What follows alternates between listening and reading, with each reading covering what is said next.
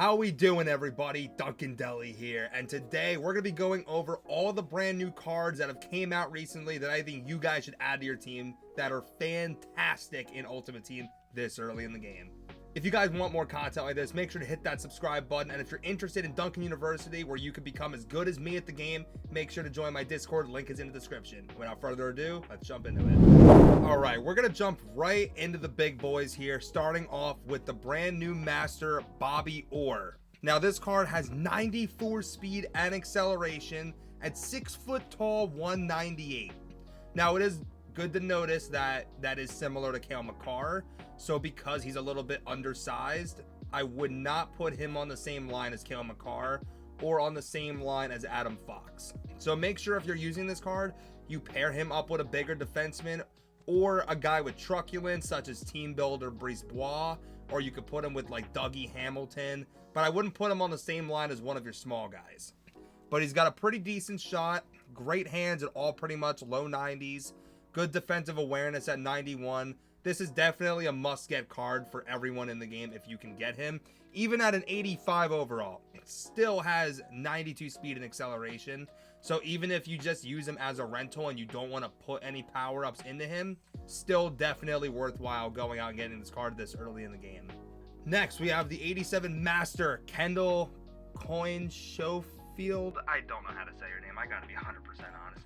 But with 93 speed and acceleration, definitely going to be a speed demon, but at the size of 5'5", 126. That's just unusable in this game, unfortunately. So unless you're a fan of her, I would say this card is a hard pass. Now we got the 87 Master, Sidney Crosby. I think this card is fantastic with gold elite edges this early in the year.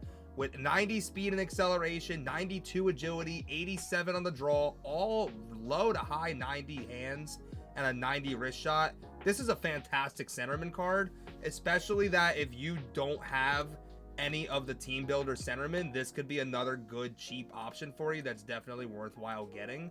And you can get him all the way up to an 85 overall and only have to put one power-up collectible into him, because obviously you can just rent it and then get those collectibles back. So even only at an 85 overall, you're still looking at 89 speed and acceleration with 85 on the draw.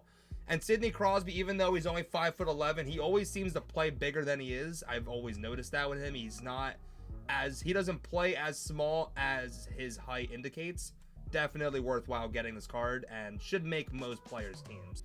Now we got the 87 Jaromir Jagr. I've really been looking forward for this card as he's got 89 speed and acceleration, which is decent, but at 6'3", 230 pounds, an absolute unit. But I think the most interesting stat of Jagr to notice is 95 agility and balance. He is going to be extremely hard to knock off the puck, especially with also 95 strength and 95 puck control, with on top of that having gold unstoppable force. This card may be the most difficult player in the game outside of maybe Connor McDavid with wheels to knock off the puck. So definitely expect a lot of people to have this card in their top 6 and expect to see him going behind the net with the puck a lot. Now, another thing to notice as well, his defensive awareness is 75 overall. So he is 100% going to be a liability in your own zone. So you definitely have to keep that in mind. He is not great defensively, even compared to, let's just say, Ovechkin, who's got 80 defensive awareness. Not as bad as 75. 75 is really, really bad. So keep that in mind. He is a one side of the ice player, but definitely one of the best left-handed forwards in the game right now. Talking about Ovechkin, we'll get into him right now. I know he came out last week, but definitely still one of the best ones to go out and get. If you haven't already, make sure you get this card. Definitely a top 3 right-handed winger in the game right now, with 90 speed and acceleration, low 90 shot, low 90 hands pretty much. Again, still a liability in the defensive zone, but at least it's a little bit better defense compared to Jagr, where he has 5 more defensive awareness and 5 more stick checking compared to Jagr. So definitely worthwhile getting Ovechkin first, and then I would get Jagr after if you still have coins left over. Next, we got 87 overall, Al MacInnis at 6'1", 204. Definitely not a bad size. I do like the two-way defenseman synergy on him. He does overall have pretty decent stats and great defensive stats with the D awareness and stick checking. My problem with him is that his abilities and his stats revolve around his great slap shot. Now, I personally haven't noticed a lot of slap shots being taken from the point. I haven't noticed that being the meta this year. So I think if that does become the meta, this card could be great from the point. But as of right now, I don't feel like there's enough point shots being taken where it's really worth getting this card. I think there's way better defensemen with better abilities and better stats towards the meta of the game that I think can help you more than this card. But I wouldn't be disappointed if this card was on my team, but I would say for right now, it's a pass.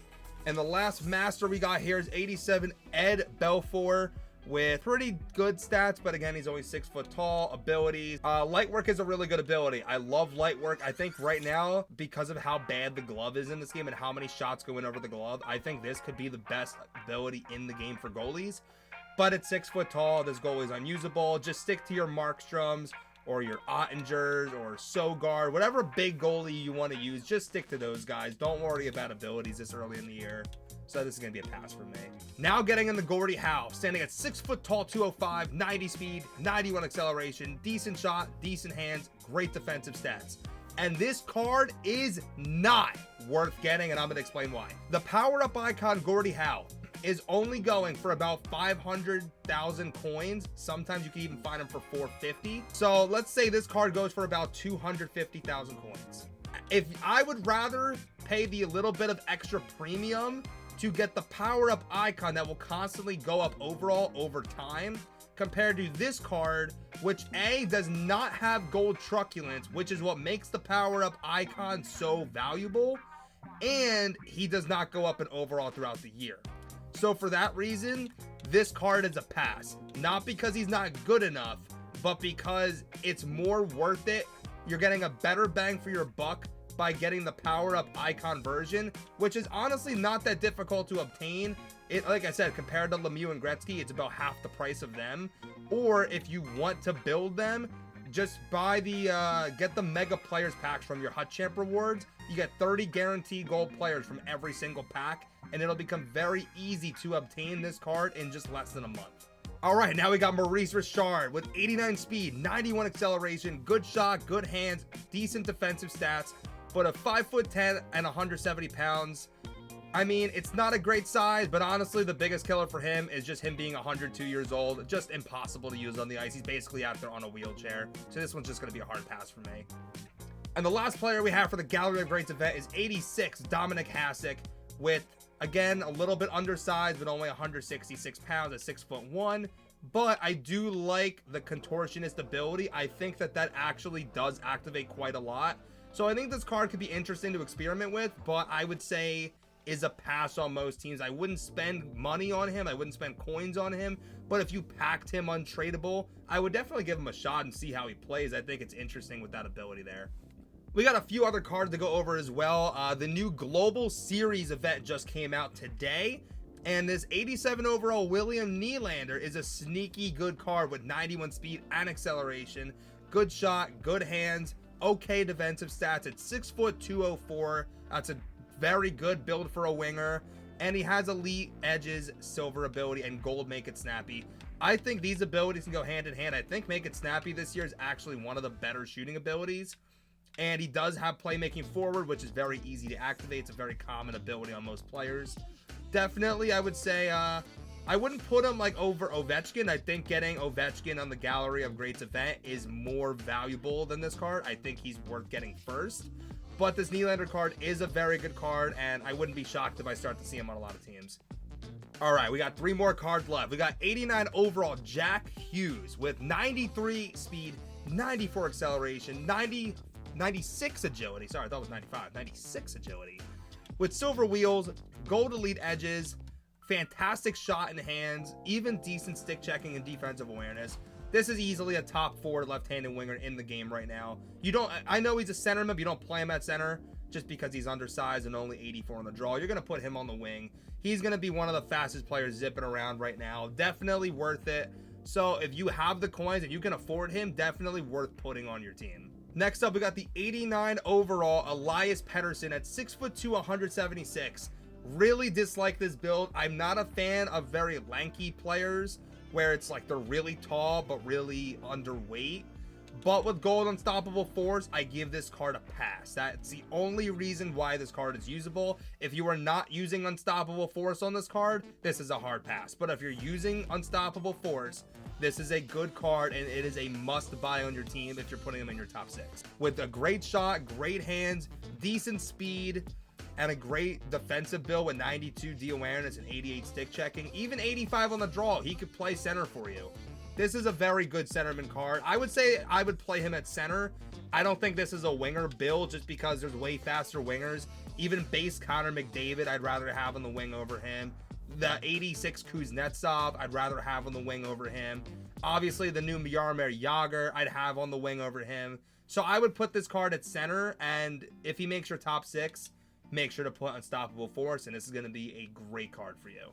And last but not least, I want to give a little shout out to this 86 Dylan Larkin with 93 speed and acceleration. Very sneaky card, even though his shot is mid and his defensive stats aren't that great. If you're looking for a budget beast to just play your wing, or even center, I guess if you wanted to, he could.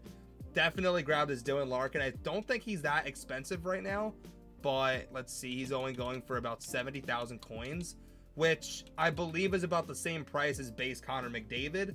So if you want another card similar to McDavid, this Dylan Larkin is going to be the card for you. All right, that's going to wrap things up for this one. If you guys want to see more content like this, again, make sure to hit that subscribe button and drop a like, and I will see you guys in the next one.